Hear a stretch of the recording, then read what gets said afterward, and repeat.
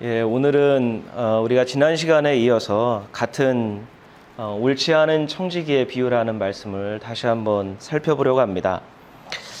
지난 시간에 우리는 이 옳지 않은 청지기에 대한 비유를 문맥 속에서 한번 살펴보려고 노력을 했습니다. 지난 시간에 언급했듯이 성경이 가르치는 메시지를 우리가 찾아가려는 노력은 쉽지 않은 작업입니다.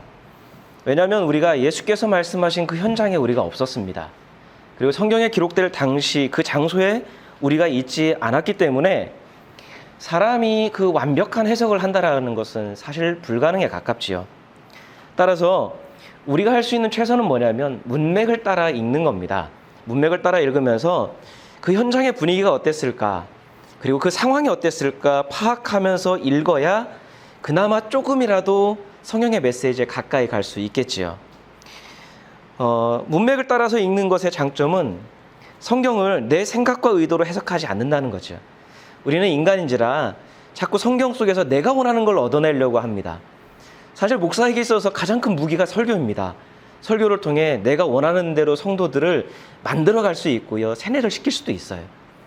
하지만 문맥 속에서 읽다 보면 내가 원하는 것을 얻어내려는 욕망을 통제할 수 있는 거죠. 그리고 말씀을 통해 내가 원하는 걸 얻어내는 게 아니라 말씀 속으로 내가 들어가는 거죠. 그리고 말씀에 내가 나를 맞춰가는 거죠. 지난 시간에 살펴봤지만 옳지 않은 청지기의 비유는 참 쉽지 않습니다. 옳지 않은 이 청지기를 주인이 왜 슬기롭다라고 평가를 했을까? 그리고 더 이해가 안 되는 것은 예수님이 옳지 않은 재물, 불의한 재물로 친구를 사귀라고 하는 예수님의 그 말씀의 의도를 파악하기가 어렵기 때문이에요. 왜냐하면 이런 말씀들은 예수님이 가르치셨던 그 가르침들과 완전히 반대되는 내용이에요. 마치 그것을 거부하고 부정하는 것처럼 보여지기 때문입니다. 그래도 우리는 지난 시간에 문맥을 살피면서 예수께서 우리의 믿음, 우리는 믿음으로 모든 걸 판단하려고 하는데 우리의 믿음이 세상의 슬기로움보다 때로는 못할 수도 있다는 것을 우리가 알았습니다.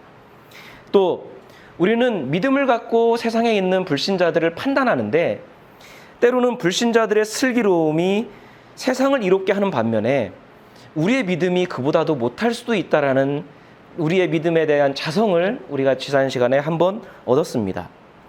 그래서 청지기의 행동이 옳지는 않았습니다.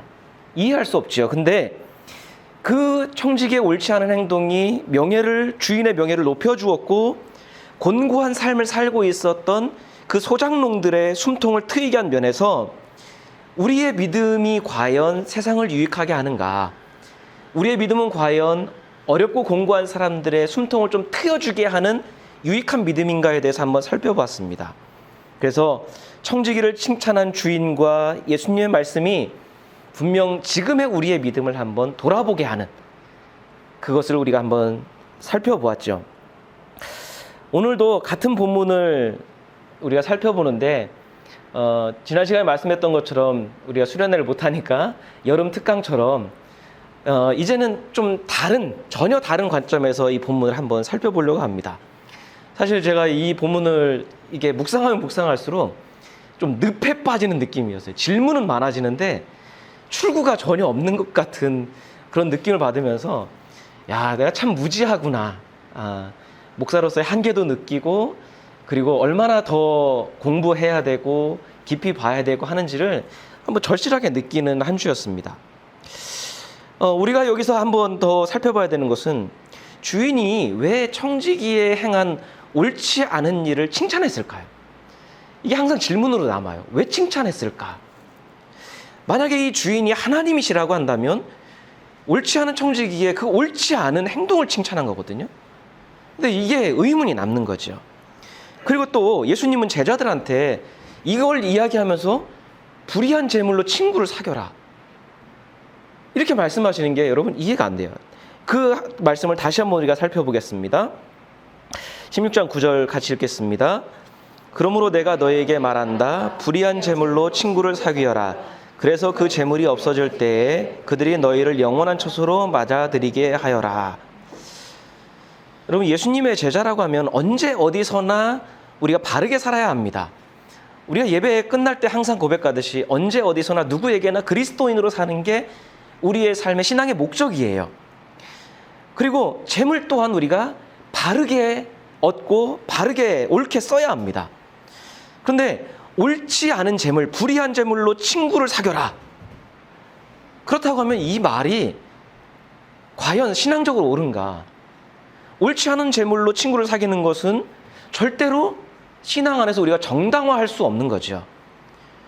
그리고 예수께서는 불의한 재물로 친구를 사귀면 어떤 결과를 얻는다고 하시죠? 그래서 그 재물이 없어질 때 그들이 너희를 영원한 처소로 맞아들이게 해라. 그러니까 옳지 않은 불의한 재물로 호의를 베풀어 놓고 친구를 사귀면 그 불의한 재물 때문에 우리를 영원한 처소로 맞아들이게 하는 효과를 얻는다는 거예요. 만약에 영원한 처소가 우리가 늘 이야기하는 하늘나라, 하나님 나라라고 한다면 불의한 재물 때문에 나중에 하나님 나라까지 간다는 거예요. 이게 이해가 되시나요?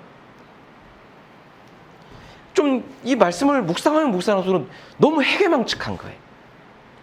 바른 재물을 통해 바르게 써서 그걸 사람들에게 정말로 베풀고 나누어서 그걸로 천국에 간다고 하면 이해가 되겠는데, 처음 출발이 뭐냐면 불의한 재물이에요. 불의한 재물로 친구를 사귀는 것도 용납이 안 되는데, 그것도 신앙적으로 문제가 되는데, 그걸 통해서 나중에 하나님 나라까지 간다, 영원한 처소까지 간다. 이게 이해가 되시나요? 그리고 그 뒤이어 하시는, 우리가 지난 시간에 살펴보지 못했지만 뒤이어 하시는 말씀이 청지기가 행한 행동을 예수님이 더 두둔하시는 것 같아요.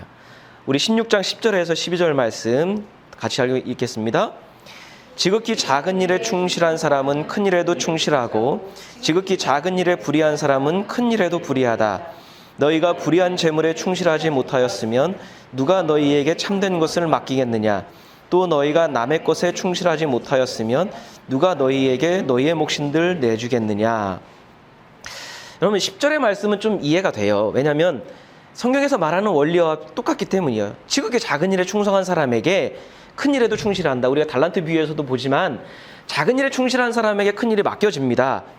또 작은 일에도 의롭지 못하고 불의한 사람은 결국엔 큰 일도 불의하게 한다는 것은 지극히 상식적인 겁니다. 근데 그 다음 구절들이 문제가 돼요. 뭐라고 말씀하죠? 너희가 불의한 재물에 충실하지 못했으면 누가 너희에게 참된 것을 맡기겠느냐? 이거는 지금 청지기의 행동을 비유하는 거죠. 청지기가 불의한 재물에 충실했기 때문에 나중에 참된 것을 맡길 수 있다라고 이야기하는 것처럼 보여요. 그러니까 두 가지를 얘기하는 거죠. 불의한 재물이라고 했으니까 한 가지는 뭘 가리켜요? 청지기가 사용했던 그 소비했던 재물이 뭐예요? 불의한 재물. 결국에는 주인의 재물이 불의하다는 걸 가리킬 수 있는 거고요. 그리고 하나는 뭐예요? 청지기가 그 불의한 재물에 충실했다라는 거예요. 정신줄 놓으면 안 됩니다. 이거를 잘 이해하고 가야 돼요. 그러니까 결론은 뭐예요? 예수님 말씀 종합해보면 주인의 의롭지 않은 불의한 재물을 청지기가 성실하게 사용했다. 뒤에 있는 말씀처럼 남의 것, 주인의 것에 충실했기 때문에 나중에 더 큰 것을 맡길 수 있다. 뭔가 이렇게 점점 늪에 빠지는 느낌이에요. 그러니까 제자들도 청지기처럼 불의한 재물을 만약 맡게 되면 충실해야 나중에 참된 것을 맡길 수 있다는 이야기가 되는 거지. 그러니까 점점 첩첩산중이에요. 막 이렇게 더 꼬이는 것 같아요. 그러면 이것을 우리가 한번 뒤집어 해석하면 뭘까요?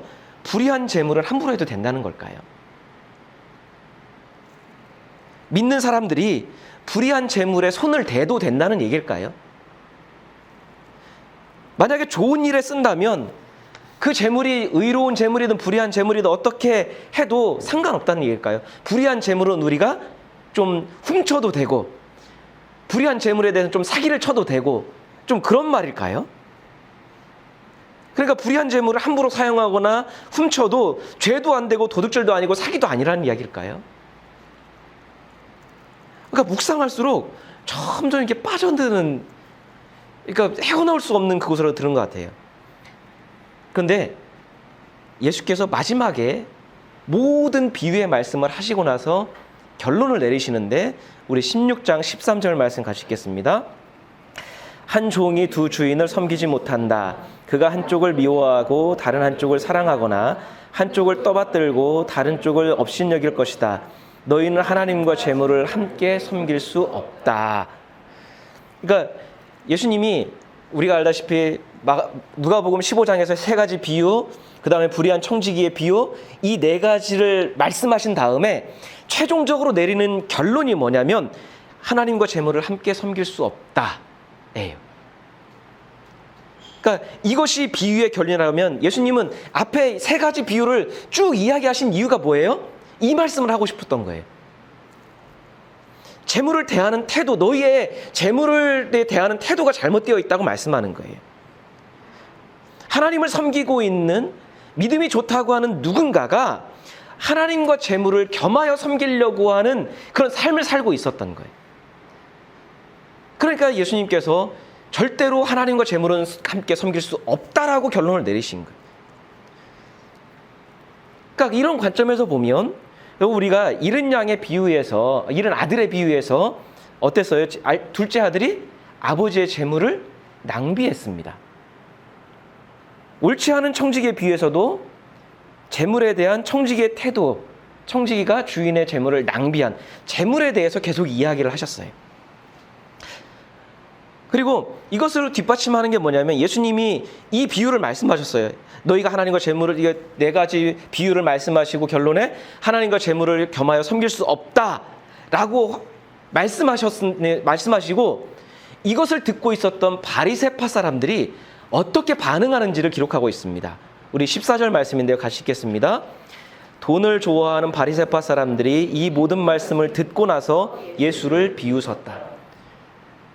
자, 누가는 바리새파 사람들에 대해서 명확하게 이야기를 해요. 돈을 좋아하는 사람들이라고 이야기해요.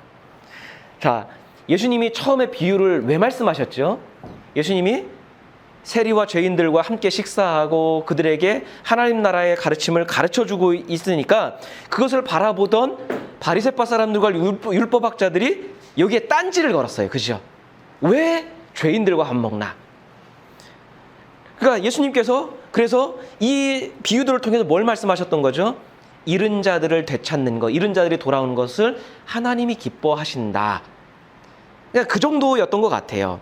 그런데 예수님은 한 걸음 더 나아가서 바리새파 사람들이 세리와 죄인들을 정죄하고 따돌리는 이유가 율법적인 이유만은 아니라는 거예요. 그냥 겉으로 볼 때는 이 사람들이 율법을 어기고 하나님 말씀대로 살지 않으니까 이 사람들을 따돌리는 것 같았어요. 정죄하는 것 같았습니다. 그런데 예수님은 결론으로 뭘 얘기하시는 거죠? 거기에는 단지 율법이 아니라 돈이 연관되어 있다는 거예요. 돈 때문에 세리와 죄인들을 정죄하고 따돌렸다는 거예요. 만약에 그 사람들이 돈이 있었다면 너희들이 그들을 함부로 대했겠느냐? 그들이 힘이 있고 부유하고 부자가 되어서 너희들한테 뭔가를 해줄 수 있는 사람들이었다면 과연 그들을 죄인이라고 세리라고 너희가 정죄했겠느냐? 거기에는 돈이 연관되어 있다는 거예요. 앞으로는 율법을 내세우는 것처럼 보이고 믿음을 내세우는 것처럼 보였지만 실상은 돈 때문에 그들을 차별하고 있었다는 거예요. 그러고 보니 이렇게 비웃고 나서 예수님이 한 가지 비유를 더 이야기하세요. 그 다음 나오는 비유가 뭐죠? 우리가 잘 알고 있는 거지 나사로와 부자의 비유예요. 그걸 예수님이 말씀하시는 거예요. 예수께서 거지 나사로를 긍휼히 여기지 않는 이기적인 부자가 하나님 나라에 들어가지 못한 아브라함의 품에 안기지 못하는 비유를 또 말씀하셨어요. 따라서 옳지 않은 청지기의 비유는 뭘 얘기하는 거죠? 예수님의 비유를 옆에서 듣고 있었던 바리새파 사람들의 신앙의 이중적인 것을 말씀하고 있는 거예요. 앞으로는 믿음을 내세웠는데 앞으로는 하나님 말씀을 지켜야 된다라고 하는 것처럼 보이는데 실상 그들의 속셈은 뭐였어요? 돈이 연관되어 있던 거예요. 우리 다시 한번 옳지 않은 청지기의 비유를 살펴보겠습니다. 우리의 그 줄거리는 지난 시간에 했으니까 우리가 생략하고요. 자, 청지기가 주인의 허락도 없이 소작농들의 그 빚을 깎아줬죠. 그러면 그 소작농들의 빚을 깎아주는 것은 주인 입장에서 어떤 거예요? 화가 날 일이에요. 내 재산을 낭비해서 해고를 했는데 해고를 통보하자마자 어떻게 해요? 가서 소작농들의 빚을 깎아줬어요. 그러면 주인의 입장에서는 이거는 감옥에 넣고 모든 거를 손해배상을 다 청구를 해야 되는 거예요. 청지기를 호되게 혼내든 감옥에 보내든 해야 될 일이에요. 근데 당시에 우리가 지난 시간에 살펴본 것처럼 당시에는 명예를 중요하게 생각하던 시대였습니다. 부자들이 자기의 돈을 들여서라도 명예를 얻기를 원했던 시대입니다. 그런 면에서 보면 결과적으로는 청지기가 주인을 이롭게 한 것처럼 보입니다. 그런데 현실에서 과연 그랬을까? 근데 현실은 달랐던 것 같아요. 당시 유대 사회를 보면 풍습은 명예를 중요한 것처럼 보였지만, 겉으로는 명예를 지키려고 하는 것처럼 보였지만 돈을 더 우선시하는 사회였던 것 같아요. 하나님 백성이라고 하는 그 유대 사회가 돈을 더 중요하게 생각했던 것 같아요. 그러면 만약에 명예보다 실상은 돈을 더 우선시하고 돈을 더 좋아하는 주인이라고 한다면 청지기의 행동은 칭찬받을 행동인가요? 청지기의 행동을 칭찬했을까요? 절대로 그렇게 하지 않았을 거예요. 슬기로운 일이 아닙니다. 자, 그렇기 때문에 예수님이 13절에서 하나님과 돈을 함께 섬길 수 없다라고 이야기하시는 것 같아요. 그러니까 그들의 현실을 꼬집는 거예요. 입으로는 하나님이라고 이야기하고 입으로는 믿음이라고 이야기하지만 실상은 명예보다 영광보다 돈을 더 좋아했기 때문에 그거를 꼬집으시는 것 같아요. 그래서 14절에서는 돈을 좋아하는 바리새파 사람들, 그냥 옆에서 듣고 있어도 바리새파 사람들이 비웃었다 이렇게 얘기하지 않아요. 정확하게 꼬집습니다. 돈을 좋아하는 바리새파 사람들. 율법을 가장 철저하게 지키는 사람들이 바리새파 사람들입니다. 근데 그들이 어떻게 해요? 돈을 더 좋아하는 사람들인가? 이건 뭘 이야기하는 거가요? 하나님을 섬긴다고 하는, 하나님 백성이라고 하는, 믿음을 중요시하는 그 유대 사회에 종교 지도자들이 하나님보다는 돈을 더 섬기고 있었고, 하나님 말씀보다는 돈을 더 중요하게 생각했고, 사람의 생명보다는 돈을 더 가치 있게 여겼다는 사실을 드러내고 있는 거예요. 그들의 이중적인 모습을 드러내고 있는 거죠. 짐작하건대 당시에는요, 이 비유에서는 주인이 청지기의 행동을 칭찬했지만 당시의 현실에서는 어떤 주인도 청지기의 행동을 칭찬하지 않았을 거예요. 당장에 감옥에 쳐넣었을 거고요. 당장에 그것을 배상하라고 호되게 다그쳤을 겁니다. 그렇게 한다면 이 옳지 않은 청지기의 비유는 반어적일 수 있어요. 현실을 반대로 이야기하는 걸 수 있습니다.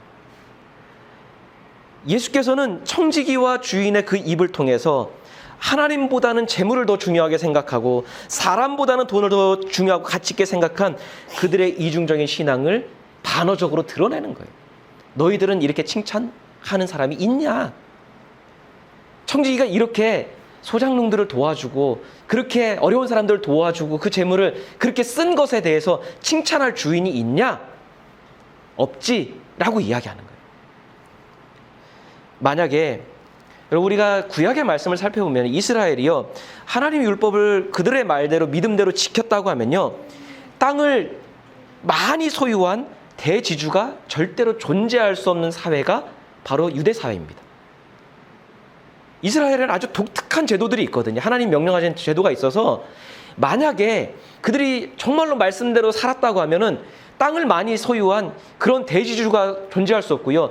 그렇게 소작농으로 전락하는 일들이 있을 수가 없어요. 왜냐하면 하나님이 처음에 이스라엘 백성들이 가나안 땅에 들어갈 때 각 지파별로 땅을 다 나눠줬습니다. 그리고 각 가문별로 땅을 나눠주고요. 그 땅은 대대로 이어받게 돼 있어요. 땅은 유산이에요. 오늘 PPT에 지금 준비는 제가 실수로 준비가 안 됐는데 레위기 25장 23절에 보면 이런 말씀이 있습니다. 땅을 아주 팔지는 못한다. 땅은 나의 것이다. 너희는 다만 나그네이며 나에게 와서 사는 임시 거주자일 뿐이다 라고 얘기해요. 그러니까 하나님이 가나안 땅을 그들에게 주셨지만 원래 땅 주인은 누구예요? 하나님이에요. 땅의 주인 하나님이에요. 하나님께서는 땅을 각 사람이 살아갈 수 있는 생명의 터전으로 주신 겁니다. 그래서 혹시 살아가다가 내가 어려워요. 너무 어려워져서 땅을 팔 수밖에 없는 일이 생겼다 하더라도 이게 아예 팔지는 못해요. 누군가가 그 땅을 샀다 하더라도 어느 때가 되면 그 땅을 다시 돌려주어야 돼요. 그러니까 임시로 사는 거예요. 그게 뭐냐면 우리가 많이 들었던 희년이라고 하는 제도예요. 우리 레위기서 말씀 2개 한번 보겠습니다. 그게 같이 읽겠습니다. 이렇게 희년이 되면 너희는 저마다 유산 곧 분배받는 땅으로 돌아가야 한다. 그러나 그가 그 땅을 되돌려 살 힘이 없을 때에는 그 땅은 산 사람이 희년이 될 때까지 소유한다. 희년이 되면 땅은 본래 임자에게 되돌아간다. 땅을 판 사람은 그때에 가서야 유산 곧 분배받은 그 땅을 다시 차지할 수 있다. 이게 이스라엘이 갖고 있었던 독특한 제도입니다. 다른 사람의 땅을 내가 샀어요. 여유가 있어서 샀고 그 사람 어려워서 팔았지만 희년이 되면, 즉 50년째가 되면 반드시 자신이 샀던 그 땅을 본래 임자에게 아무런 조건 없이 되돌려줘야 돼. 땅을 팔았던 그 가족이 그 땅을 기반으로 다시 시작할 수 있도록 해줘야 돼. 그래서 아무리 어려워졌다 한 사람이라 할지라도 희년이 되면 다시 희망이 생기는 거예요. 왜요? 땅을 돌려받거든요. 그래서 그 땅을 기반으로 다시 살아갈 수 있는 기반이 되는 거예요. 이거는 뭐냐면 하나님이 그 이스라엘 땅에 가난이 되물림되지 않고 악순환이 반복되지 않도록 희년이라고 하는 생명의 제도를 주신 거예요. 만약에 이스라엘 자손이 이 희년의 제도를, 이 하나님 말씀을 잘 지켰다고 하면 이스라엘 땅에 땅을 많이 소유한 대지주가 생길 수 있을까요? 절대로 없어요. 왜요? 어느 때가 되면 그걸 돌려주어야 돼요. 그리고 소작농으로 살던 사람도 어느 때가 되면 다시 돌려받아서 자기의 땅에서 새로 시작할 수 있는 거예요. 땅을 아무 조건 없이 돌려줘야 되기 때문에 왕이라 할지라도 자기 마음대로 백성의 땅을 뺏을 수도 없고요. 자기 가문의 유산으로 받은 땅만 소유할 수 있었어요. 이게 이스라엘의 제도입니다. 그런데 하나님의 율법을 그렇게 지킨다고 하는 유대 사회에 예수님 당시에 보면요, 대지주들이 되게 많았어요. 그리고 90% 이상의 대다수의 백성들은요, 소작농으로 살아갔어요. 자신의 땅 한 평이 없어서 어렵게 근근하게 살아가고 있었습니다. 이건 뭘 얘기하는 건가요? 하나님의 법을 지키지 않았어요. 제도적으로 이미 하나님의 법이 다 무너져 있었습니다. 바리새파 사람들, 율법학자들은요, 하나님의 율법을 철저히 지킨다라고 말은 했지만 정작 하나님께서 가장 중요하게 강조했던 희년의 제도를 전혀 지키지 않았어요. 그게 무너진 거에 대해서는 한마디도 하지 않았어요. 침묵하고 있었습니다. 그러니까 당시 유대 사회 자체가 하나님의 법에서, 하나님 말씀에서 벗어나 있었어요. 또 하나 들면요, 당시 유대 사회에는 높은 이자가 유행했다고 합니다. 원금의 60%가 넘는 이자가 일반적이었대요. 그러니까 100만 원을 꾸면 그 즉시에 60만 원의 이자가 생기는, 그게 일반적이었습니다. 그런데 일반 백성들은 그마저도 담보가 없어서 꿀 수 없었고 굶주려야 됐다라는 거예요. 그래서 종으로 팔려가는 일들이 있었고요, 노예로 팔려가는 일들이 많았어요. 근데 하나님이 처음에 그들한테 말씀을 주실 때 어떻게 했는지 우리 레위기 25장 말씀 같이 보겠습니다. 너희 동족 가운데 아주 가난해서 도저히 자기 힘으로만으로 살아갈 수 없는 사람이 너희의 곁에 살면 너희는 그를 돌보아 주어야 한다.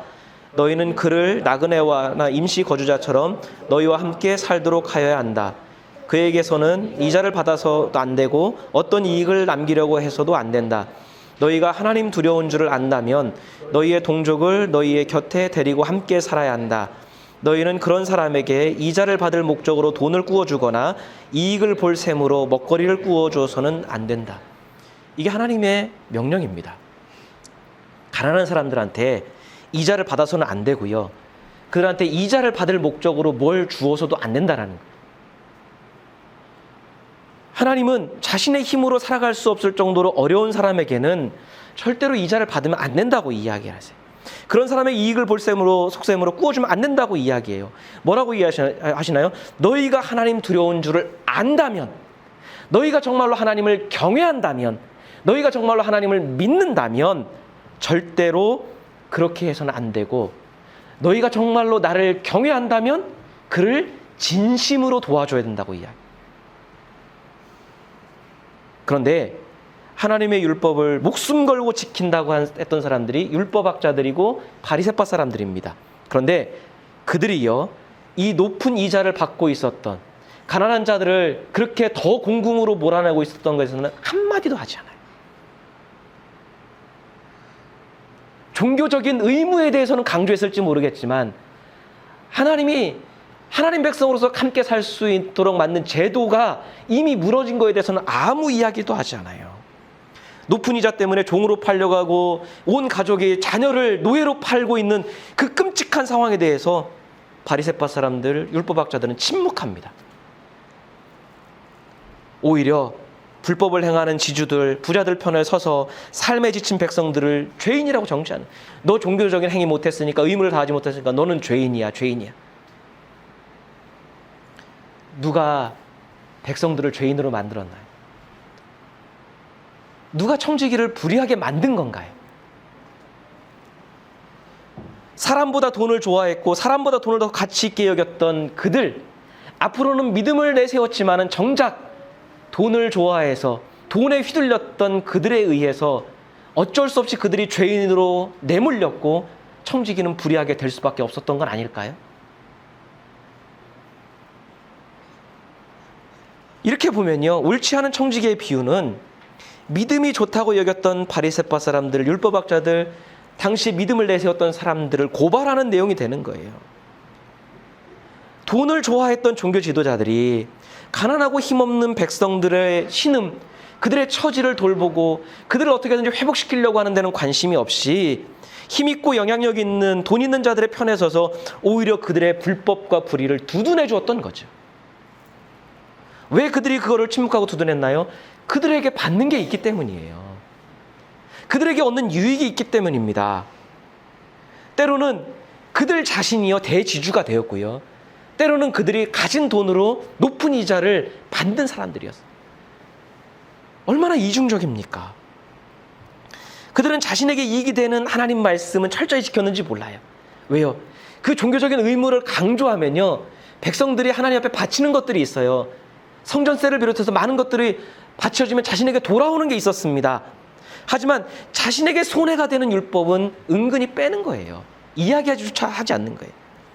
그리고 자신들이 행하는 불법적인 행위조차도 포기하지 못하는 거예요. 그들은 가난한 백성들을 위해서 절대로 이자를 포기할 수 없는 사람들이에요. 왜요? 이자를 포기하면 자신에게 돌아오는 이익이 없거든요. 어려운 소작농들의 빚을 절대로 깎아주지 못하는 거예요. 왜요? 그들은 하나님보다 돈을 더 사랑하기 때문이에요. 사람보다 돈을 더 가치 있게 여기는 사람들이기 때문입니다. 그러니까 13절에 하나님과 재물을 겸하여 섬기려고 한 사람들이 누굽니까? 바로 바리새파 사람들, 율법학자들, 믿음이 좋다고 하는, 다른 사람들을 자신의 믿음의 잣대로 정죄했었고 죄인으로 몰아섰던 그들이 사실상은 하나님과 재물을 겸하여 섬긴 사람들인 거예요. 그러니까 예수님이 이렇게 네 가지 비유를 통해서 그들의 어떤 삶을 돌아볼 수 있도록 이야기를 쭉 해주시는데 14절의 결론이 뭐예요? 예수님의 이야기를 듣고 이 모든 비유의 네 가지 비유를 듣고 이들이 어떻게 했습니까? 비웃는 거예요. 저 현실도 모르고 상황도 모르고 저 바보. 그러니까 비웃는 거예요. 그 이야기를 듣고 가슴이 찔리는 게 아니라, 마음이 찔려서 회개하는 게 아니라 비웃는 거예요. 여러분, 아까 얘기했던 거죠. 현실의 주인이라면 절대로 청지기를 칭찬하지 못합니다. 청지기에 대해서 분노할 거고요.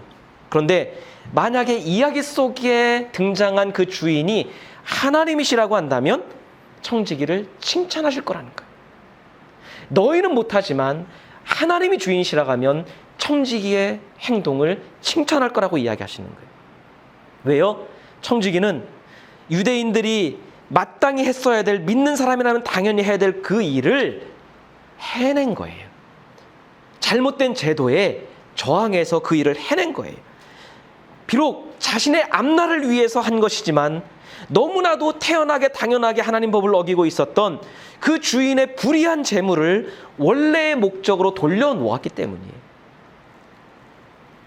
주인이 칭찬한 것은 어떤 의미일까요? 땅의 원래 주인이 하나님이시라면 칭찬했을 거야. 그 이야기인 거예요. 청지기가 마땅히 할 일을 했다고, 슬기로운 일을 했다고 하나님은 그렇게 평가하셨을 거라는 거죠. 그러니까 하나님께서 친히 비유의 주인으로 등장하셔서 불의하게 재물을 모으고 있었던 현실 속의 주인들의 불의함을 꼬집는 거예요. 그러니까 청지기가 사용한 그 돈은 불의한 재물인 거예요. 그 불의한 재물로 청지기는 어려운 이들을 도와줬고 하나님의 원래의 제도대로 행했고 그걸 통해서 친구를 사귀게 된 거예요. 그러니까 그 결과가 어떻게 돼요? 하나님 말씀으로 돌아갔으니까 그를 영원한 처소로 인도할 수 있는 거예요. 그러니까 불의한 재물로 친구를 사귀라는 말씀은 어떤 겁니까? 불의한 재물에도 충성하라는 말은 뭘까요? 그러니까 앞으로 불의하게 재물을 모으라 이런 얘기일까요? 예수님은 지금 이야기를 듣고 있는 불의하게 재물을 축적했던 불의한 재물과 타협한 그 바리새파 사람들한테 이야기하시는 거예요. 너희들이 지금 갖고 있는 그 재물은 의롭지 않다. 너희들이 갖고 있는 그 재물은 불의하다. 하나님의 법을 지키지 않고 모은 재물이다. 높은 소장료를 받아서 높은 이자를 받아서 모은 불의한 재물이다. 하지만 지금이라도 늦지 않다. 지금이라도 말씀으로 돌아가라고 하는 거예요. 불의하게 모은 불의한 재물이지만 이제라도 이 청지기처럼 생명을 살리는 곳에 사용하라는 거예요. 우리는 삭개오를 잘 알고 있습니다. 삭개오가 어떻게 했나요? 예수님 말씀 만나기 전에는 그의 삶이 어땠나요? 불법으로 사람들의 돈을 착취했습니다. 그가 갖고 있는 재산은요 다 불의한 재물이에요. 근데 예수님 만나고 그가 어떻게 했나요? 가난한 자들에게 자신의 재산을 나누어 주고 불법적으로 빼앗은 일이 있으면 4배를 배상하겠다고 했습니다. 불의한 재물이에요. 근데 불의하게 모았지만 예수님 만나고 깨달은 순간에 그 재물을 다시 하나님의 방법으로 사람을 살리는 곳에 사용하겠다고 하는 거예요. 그것처럼 지금이라도 너희가 갖고 있는 그 불의한 재물을 베풀어서 친구를 사귀고 생명을 살리고 하나님 나라를 예배하는 삶을 살아가는 것, 늦었지만 지금이라도 그렇게 돌이키는 것이 옳다고 말씀하고 있습니다. 여러분, 하나님 보실 때 누가 진짜 세리이고 누가 진짜 죄인일까요? 누가 그들을 불의한 삶으로 내몰았나요? 예수님 앞에 나왔던 사람들을, 예수님 앞에서 지금 말씀 듣고 있는 그 죄인이라고 불리는 사람들을 죄인이라고 낙인 찍은 사람은 하나님일까요? 아니에요. 그들을 죄인이라고 낙인 찍은 사람들은 바로 바리새파 사람들하고 율법학자들이에요. 하지만 그들을 죄인이라고 낙인 찍은 그들의 삶은 실상은 뭔가요? 돈을 좋아해서 뒤로 불의를 행하고 불의에 대해서 침묵하고 있던 사람들이에요. 누가 여러분 진짜 세리일까요? 로마의 앞잡이가 되어서 세금을 걷었던 그들만 세리일까요? 어렵고 공공에 빠진 이들에게 높은 이자를 취하고 더 많은 것을 얻기 위해서 불의한 방법으로 그 돈을 모은 그들이 진짜 세리 아닌가요? 바리새파 사람들이 율법학자들이 자기는 세리가 아니라고 이야기할 수 있나요? 그들이야말로 영적인 세리 아닌가요? 여러분, 비유 속에 등장하는 청지기가 불의한가요? 아니면 실생활에서 돈 때문에 다른 사람의 삶을 가볍게 여기고 다른 사람의 삶을 짓밟는 그들이 불의한가요? 누가 진짜 불의한 사람인지, 누가 청지기를 불의하게 만들었고 불의하다라고 평가를 한 건가요? 비유 속에서 주인으로 등장하신 하나님께서 이 청지기를 칭찬하신 것으로 볼 때 오히려 청지기는 불의한 제도와 관습을 고발하고 깨트리는 충성스러운 사람으로 등장하게 되는 거예요. 여러분, 지금 우리가 살아가는 시대는 사람보다 돈이 더 존중받는 시대입니다. 돈을 더 소유하기 위해서 다른 사람의 삶은 어느 정도 희생해도 되고 어느 정도의 불의는 내가 해도 된다고 생각하는 시대에 어쩌면 교회나 신자인 우리 또한 돈 때문에 귀중한 영혼들에게 상처를 주고 있는지 몰라요. 믿음을 떠나 교회를 다니지 않는 사람들의 많은 대다수의 얘기를 들어보면 결국 거기에는 돈 관계가 얽혀 있어요.